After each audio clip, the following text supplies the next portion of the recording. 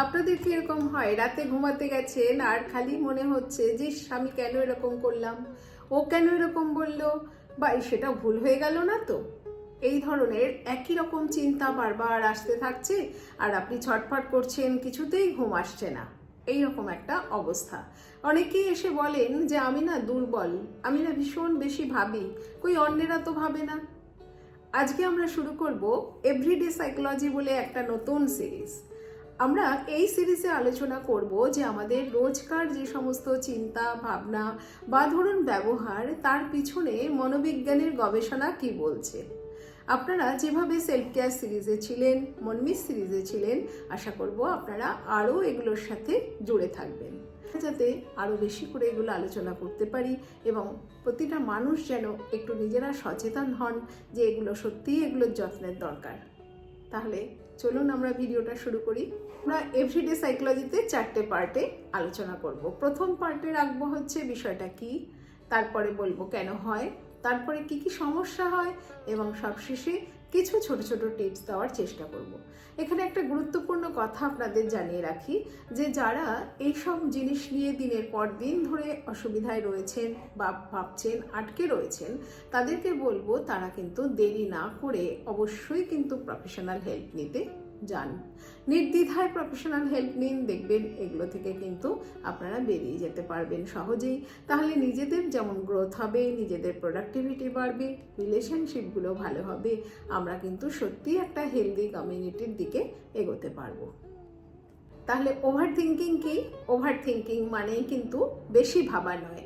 আমরা একটু লক্ষ্য করলে দেখব যে একই ধরনের চিন্তা বা একই সিচুয়েশনে বারবার ঘুরে ফিরে আসা, এইটা হচ্ছে ওভার থিঙ্কিং, যাকে বলা হয় সাইকোলজির ভাষায় যে রুমিনেশন বা জাবর কাটা বা ধরুন রিপিটেটিভ নেগেটিভ থিঙ্কিংয়ের পার্ট হিসাবে।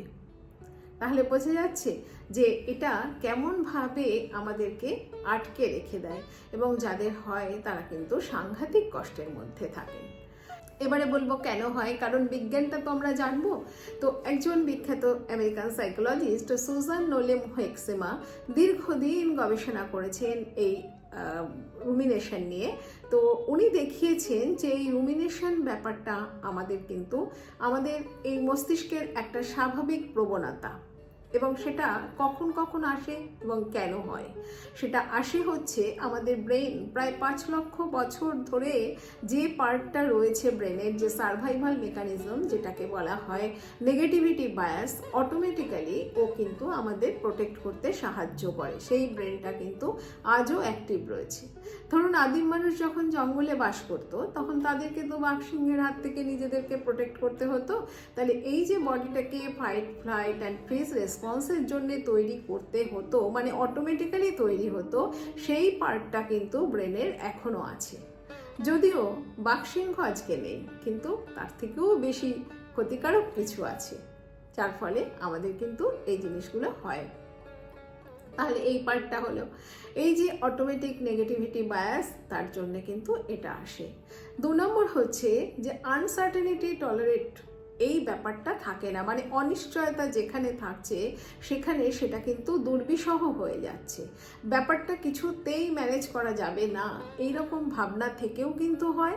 আবার ধরুন আমি ম্যানেজ করতে পারিনি, সেই ধরনের সিচুয়েশন থেকেও কিন্তু এই জিনিসটা হতে থাকে। তাহলে এই যে দুটো ক্ষেত্রেই হয় ব্যাপারটা, যেখানে আমাদের এটা হয়। কোন দুটো ক্ষেত্র? একটা হচ্ছে পাস্টে কোনো ঘটে যাওয়া ঘটনা, সেখানে হয়, আর একটা হচ্ছে ফিউচারে ঘটবে এই আগাম ভাবনাটা এসেও কিন্তু সেই ক্ষতিটা হতে থাকে ভিতরে ভিতরে। আর 3 নম্বর হচ্ছে একটা রিপিটেটিভ নেগেটিভ থিঙ্কিং। বেশিরভাগ সময় দেখা যায় যে এই নায়ের সাইকেলে ঘুরে বেড়ানো, মানে কন্টিনিউয়াসলি পারবো না, হবে না, ভীষণ ক্ষতি হবে, সাংঘাতিক কিছু হবে, এই রকম ধরনের একটা ভাবনা কিন্তু চলে আসে। এই সব জিনিসগুলোই কিন্তু অটোমেটিক্যালি আসে। আপনারা অলরেডি জানেন যে প্রত্যেকটা মানুষ ইউনিক, তার চিন্তা ভাবনা বেড়ে ওঠা সব আলাদা, যার ফলে কিন্তু তার ইন্টারপ্রিটেশনটাও আলাদা এবং তার কষ্টটাও কিন্তু নিজস্ব। সেই জন্যে আপনারা যারা এটাই অসুবিধায় পড়ছেন না কিন্তু পাশে কোনো মানুষকে দেখছেন, তাদেরকে একটু সাহায্য করার চেষ্টা করতে পারলেই কিন্তু তারাও এটা থেকে বেরোবে এবং আলটিমেট কিন্তু আমাদের পরিবারটা খুব ভালো হবে। হ্যাঁ, আমাদের নিজেদের যে সার্কেলগুলো সেগুলোকে যদি আমরা ঠিক করতে পারি না, তাহলেই কিন্তু অনেক দূর পর্যন্ত আমরা এগোতে পারি। এরপরে তাহলে আমরা জানবো যে এখানে কি কি হয়, আসল সমস্যাগুলো কি কি হয়। রুমিনেশন যাদের হয় বা ধরুন এই ওভার থিঙ্কিং হয়, রুমিনেশন বলতে একটু বলে দিই যে জাবর কাটা। যেমন আমরা দেখেছি যে গরু একবার খাবার খাওয়ার পরে বেশ কিছুক্ষণ পরে সেইগুলো আবার মুখে নিয়ে এসে সমানে চিবাতে থাকে, জাবর কাটতে থাকে। তো সেই ঠিক সেরকম হয় যে ঘটে যাওয়া জিনিস বা ধরুন ভবিষ্যতের কিছু হবে সেটা ভেবে যেটা হচ্ছে আমার, সেই একই জিনিসের মধ্যে কিন্তু ঘুরে যাচ্ছি।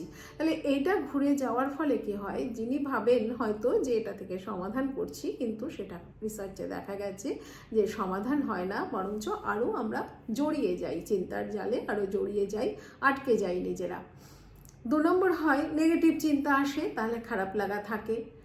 আমাদের কি হয়, যদি কোনো কাজ মনোযোগ লাগে, সেই কাজ করছি মন দিতে পারি না, তার মানে অ্যাটেনশন কমে যায়, কনসেন্ট্রেশন কমে যায়। তাহলে স্বাভাবিকভাবেই আমাদের কি হয়, মেমোরিতে তো স্টোর হবে না। আপনারা যারা এখনও মেমোরি কেয়ারের ভিডিও দেখেননি অবশ্যই দেখে নিন, মেমোরি কীভাবে আমাদের তৈরি হয় বা সেটা জমাতে পারি আমরা। তাহলে এই জিনিসগুলো কিন্তু হয় না।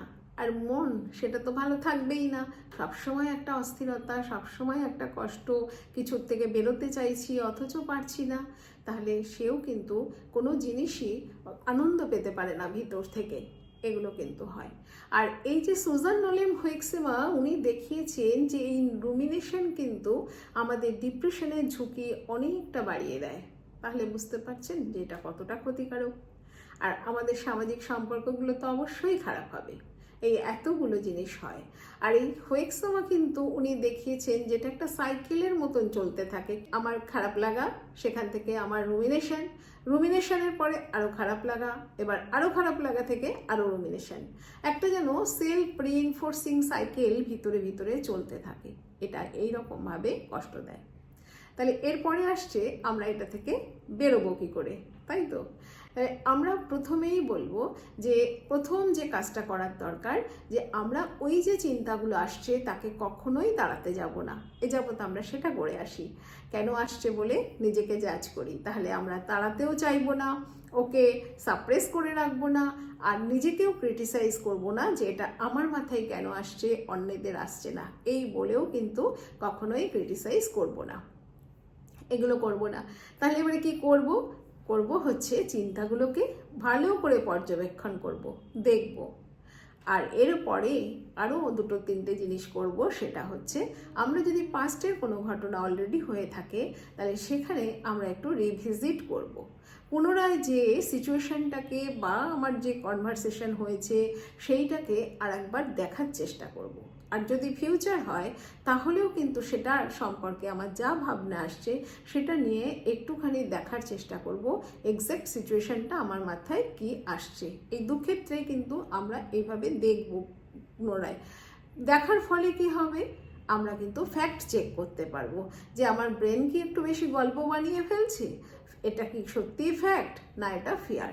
তাহলে আমরা এটাকে জিজ্ঞাসা করতে পারবো যে ফ্যাক্ট না ফিয়ার। তারপরের পার্টে কি করব, আমরা যেই রিয়েলিটি চেক করা হয়ে গেল ফ্যাক্ট অ্যান্ড ফিয়ারে, আমরা কিন্তু সেখানে রিফ্লেক্ট করে দেখব যে এখন আমার কি করার আছে। আমার এই সিচুয়েশনে পাস্টটা তো আমার হাতে নেই, আমি ইরেজ করতে পারছি না, এখন কি করার আছে।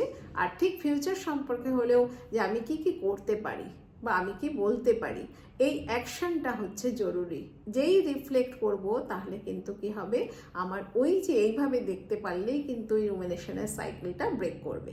আর রুমিনেশনের সাইকেল ব্রেক করতে পারলে অটোমেটিক আমরা সেই চিন্তার জালের থেকে মুক্তি পেতে পারি। তাহলে আপনারা যারা এই ভিডিওটা দেখলেন তারা অবশ্যই নিজেরা যদি এতে অসুবিধায় থেকে থাকেন তাহলে চেষ্টা করবেন, আর পাশের মানুষের যদি হয় তাকেও একটু বলবেন, বেশি হলে কিন্তু অবশ্যই দেরি করবেন না। একদম মানসিক স্বাস্থ্য নিয়ে অবহেলা করার কিন্তু কোনো রকম মানে নেই।